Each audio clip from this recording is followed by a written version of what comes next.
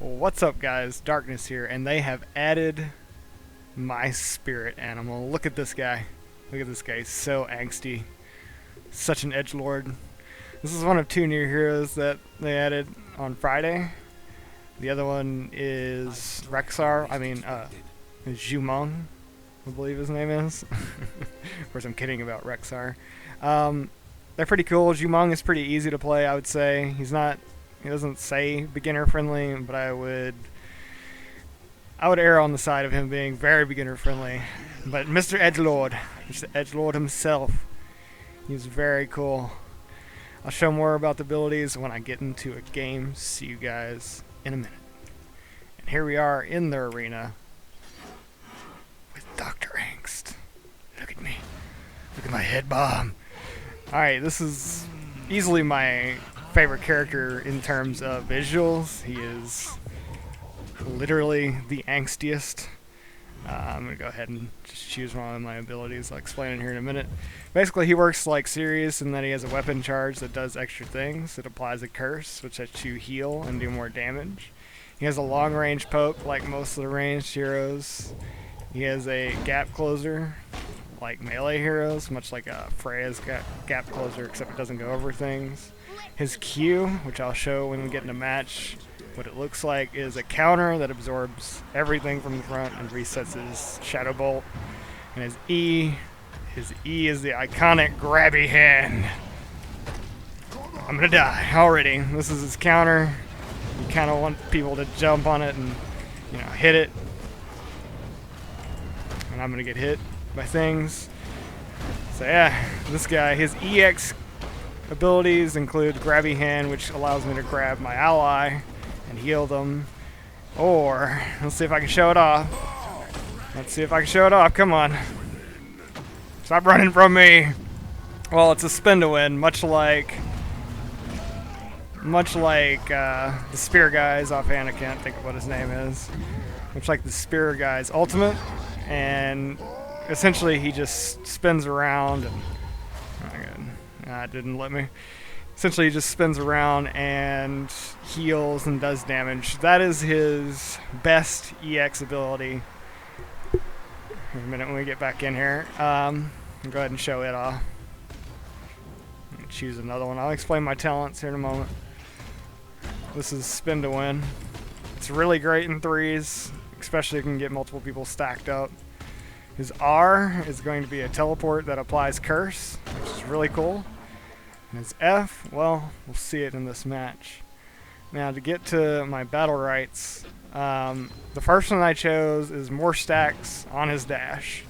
So his dash is great for a gap closer, and as a first talent, it's pretty good. And I did just activate the counter.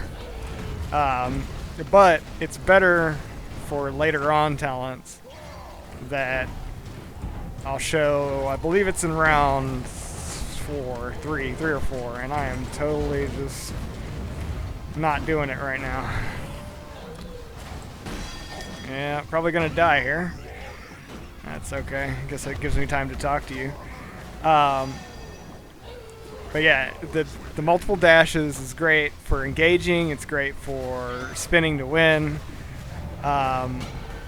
In staying alive in multiple target engagements, which I totally just failed at while talking.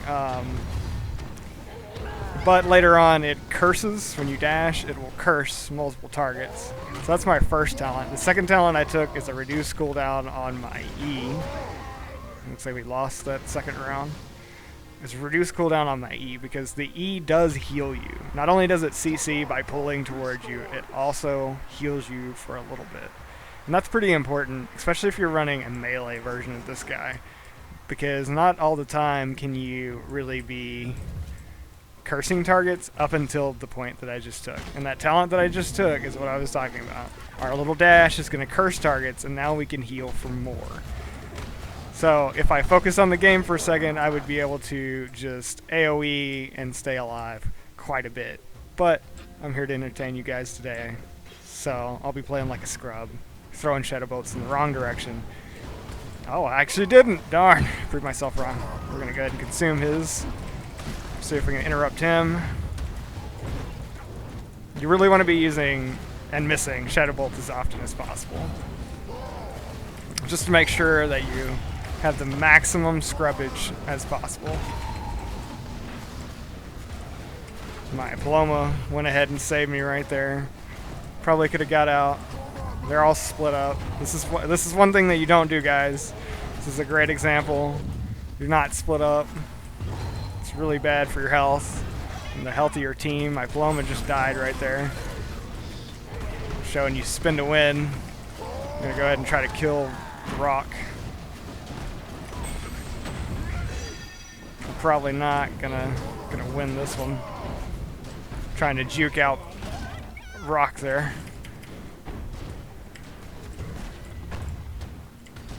Yeah, not gonna make it out there. I was trying to steal the orb. So he has great juking potential with this build. Multiple movement abilities. Either he can move himself or he can move the target toward him. That's what I was trying to do there. I had juked out with my space bar, and then I was pulling the orb toward me. So this build is starting to come together. That was the capstone ability. So we started out with extra dashes with the intent to apply more curses. Death Grip just gives us more sustain since we're going for a melee build and not really focusing around Shadow Bolt, which is some of the other talents in the tier. Next is Curse, which is starting to capstone the build out. Essentially, just we permanently apply Curse to whoever we look at, whoever we feel like. You can, by the way, I failed at it, but you can block his charge with your counter. I don't think that's super rare. I think counters do that a lot. We need to be attacking Paloma right now. My team is behind me, getting messed up by Fatty. I'm gonna try to show off my ult here. Probably just gonna die. Yeah. Essentially, he turns into a shadow form of himself, and you get unlimited grabby hands, or you can do a cleaving AoE in front of you that is highly damaging. His ult is a little bit hard to use, one of the harder ones to use in terms of this game, compared to, say, Paloma's. Hers provides an invulnerability. I'll go ahead and take us into training here while I talk. Compared to Jade, it's probably on par, a little bit harder, considering it doesn't just do damage. It transforms you, and then you still have to use it well enough to get value out of it. Otherwise, he's a pretty cool guy. He's one of the harder heroes in the game. So the build that I showed off while I was flipping around in a 3v3, I would call the spacebar build, and it's really focused around melee with only the intent to poke with your right click. This guy definitely has the capacity to be a ranged hero, if I can learn how to click on things, by taking Shadow Fury at round 1, which is when you counter, you will gain 2 charges of Shadow Bolt. So if you just use your Shadow Bolt, and you can stand in the way of the healer and absorb more shots with your counter, this will give you even more Shadow Bolt. Which, by the way, Shadow Bolt does more damage if you have a weapon charge. So this would be a non-melee build. You would not want to use your melee all that much, other than to finish someone off. You would stand back, you would plink at them, you would counter, you would get even more charges, and you would just throw balls at them. So the next one would be Agony, which is increased damage on Shadow Bolt. Again, more damage on Shadow Bolt, more Shadow Bolts. It's pretty simple theme there. You'll go with Gorge. What this does is it reduces the cooldown on your Q by default, and then for each projectile you absorb with your Q, the cooldown is reduced further. The first one reduces it by the most, the second one by a bit less, and then subsequent ones by the least. Still, this is great for the Q build because you're reducing the cooldown on your defensive and your offensive. So basically, you're able to block more stuff, and you're able to reset the cooldown of Shadow Bolt even more often. Round 4 does not really have a great option for the ranged build. Maybe Reaper, so you can recharge your weapon faster in case you do have to go in and melee. Bearing in mind that while I was using space to engage in that match, you would want to use your space to disengage with this build. This would be an escape or a regular standard out. Round 5 I didn't get to show it off, but pretty much always pick hunger no matter the build. Essentially it just pulls enemies into your ultimate. Speaking of the ultimate, let me go ahead and show that off a little bit better here than I did before. So you ult, he pulls things in, and then you get to cleave. Mighty cleave. He also has an unlimited number of pulls. I've only got to show off one. It does the same amount of damage to a single target as the melee attack does to all the targets in front of you. Of course, you don't have to be in melee range, so it's slightly better in a way. In a chase situation. So that's this guy.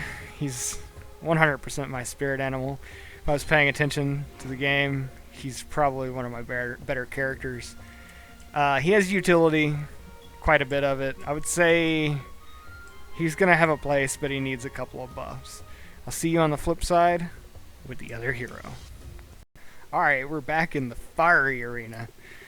And we're here with Rexxar. Such animal, much wow.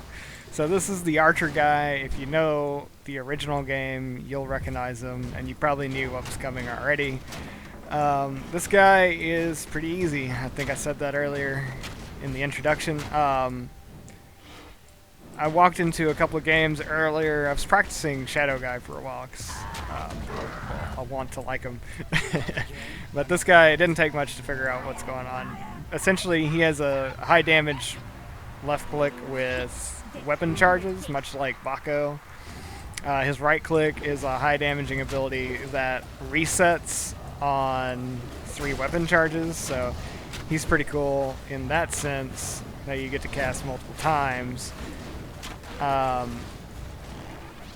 yeah, his right click is just a high damaging single target line attack. Go ahead and steal that from them, which only does damage. It doesn't stun like Jade's thing. It just does damage.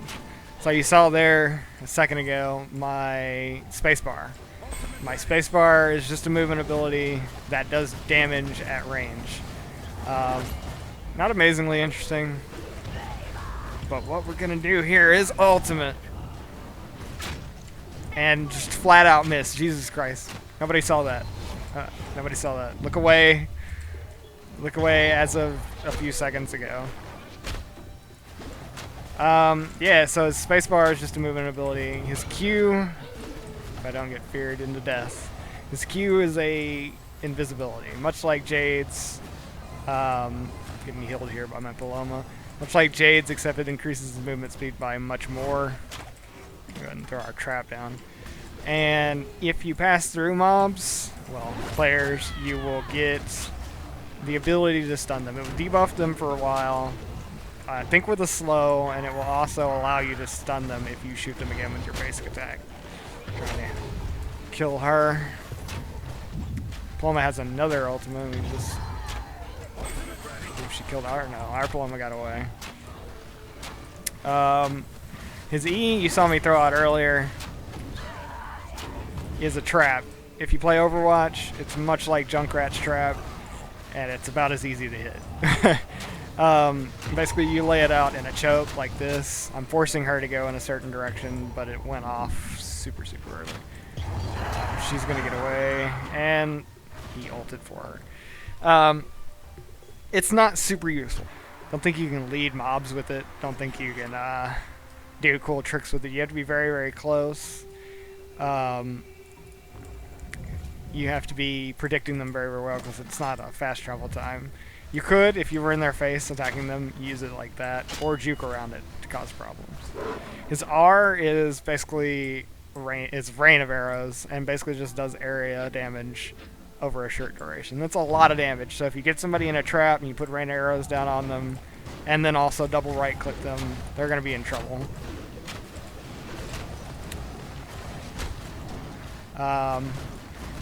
His EX abilities, much like Jade, are an improved version of his stealth that gives you immaterial, shoots out of range, and something that is extremely useful, which I'll show off here.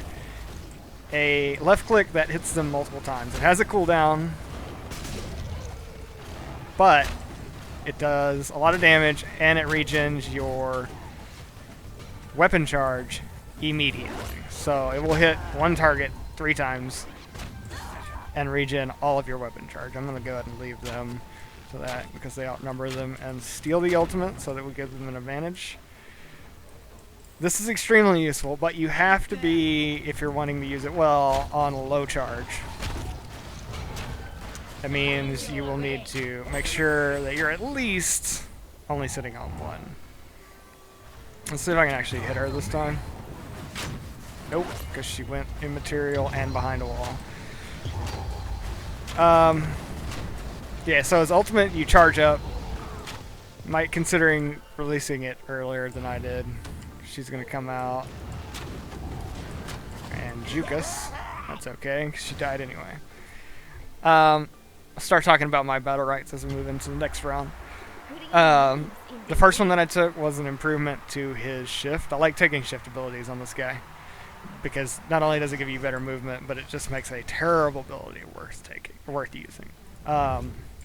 Basically, my first one was increased damage, a dot, and a heal.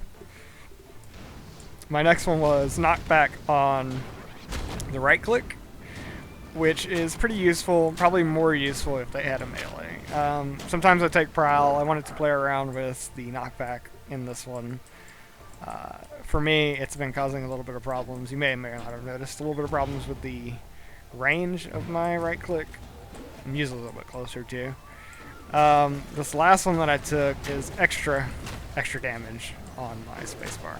So it just does flat 6% more damage. So we're going to use 2 spacebars there, and we're going to get the heck out of dodge. This guy's simple. I think my explanation of the last guy lasted quite a bit longer. Definitely through 4 rounds. But this guy is much more easy. If I walk through her, we can see the stun, but she dodged it. Their Paloma is a decent player. I'm trying to get the heck out of here. Again, this is a great dodge. Our team is all split up. We're doing that thing I said they shouldn't do last round.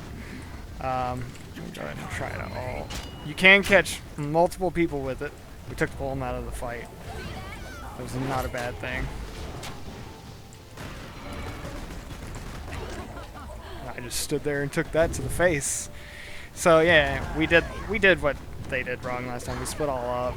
This guy might be able to take it home. This 1v1, he is on 100 less health than she is, basically. He needs to go ahead and pick up these green orbs. Other things that I can say about this new hero.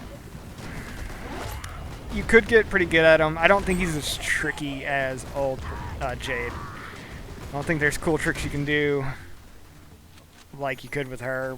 And I think there's only really maybe 1 or 2 good builds.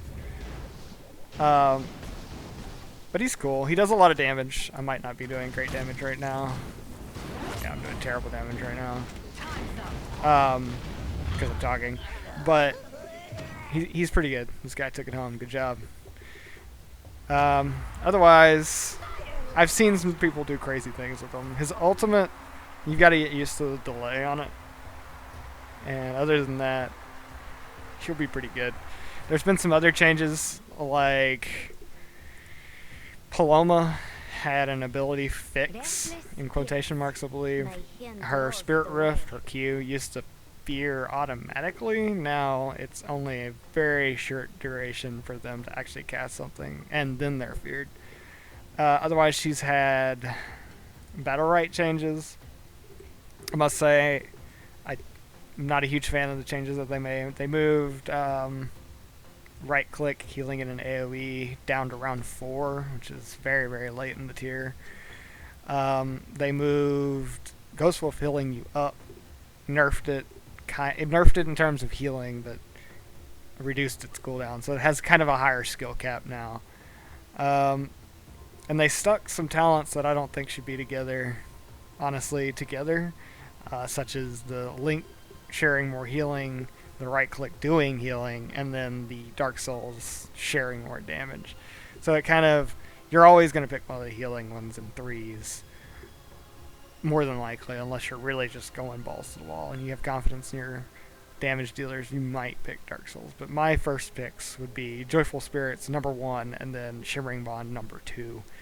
And that's just because damage is already being linked.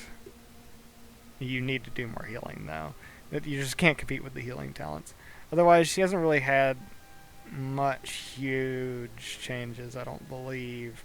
Oh, yes, she has. Phantasm now is the rolling together of what used to be Spirit Guide, causing less damage taken on one tier and then more damage taken to enemies on another tier. That's been rolled together and is now basically the go-to option in that tier. This tier still has the Rooting Wolf and the increased movement on your Q, I believe it is. There's some knockback increases. I would still just take Pixie. The other one to have huge changes is Jade. They moved her Gunslinger all the way to tier 4. I don't hate the way Jade has changed, but I do think Ambush is a worse iteration of itself. So now it was moved from tier 2 and into tier 1, and your stealth just resets the cooldown.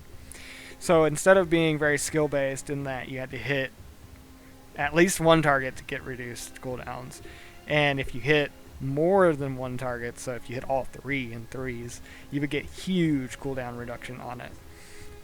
It's now just a reset. So if you miss, it's fine, I guess. I mean, it's still bad, but it's not as bad. You're not getting the cooldown reduction. So I would probably say that one's the necessary one in this talent tier, because that's directly increasing your CC and damage. This tier 2 is just awful now. Increased haste and stealth, and increased stun duration and blast vault. I mean, neither of those are very good. I'm a huge fan of increasing both damage and stun. You might pick that up. Like Ambush definitely increases both, since you can stun on your right click. But in this, there's not really much going on. I just go ahead and take Desperado to contribute to Gunslinger, honestly, because you can just get out more shots. Deadly Focus is still there, and it's probably still the default. I just can't see a reason, unless you don't have a healer and you're being blown up, then you would take Delight. But Deadly Focus is probably still the best one. Gunslinger is necessary in this tier. I frankly think they made the tiers more dry cut, because movement speed over resetting your snipe more quickly is silly, and then dealing more damage only at low health is silly over resetting one of your biggest damaging abilities more often. I do like how they have these sort of, linked abilities now. Well, they did before too, but her ultimate is still the same. I might have missed somebody, but I think that is most of the changes. It's definitely the ones that I noticed, because these are clearly two of my favorite heroes, as they are the only ones with the fancy border. Anyways, guys, y'all take it easy.